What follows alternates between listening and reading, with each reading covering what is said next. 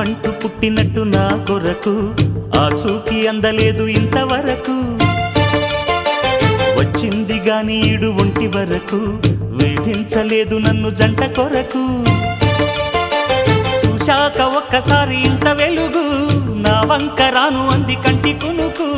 ఈ అల్లరి గారడి నీ లీల అనుకోనా నీ పేరు ప్రేమ అవునా ఇవాళే నిన్ను పోల్చుకుందా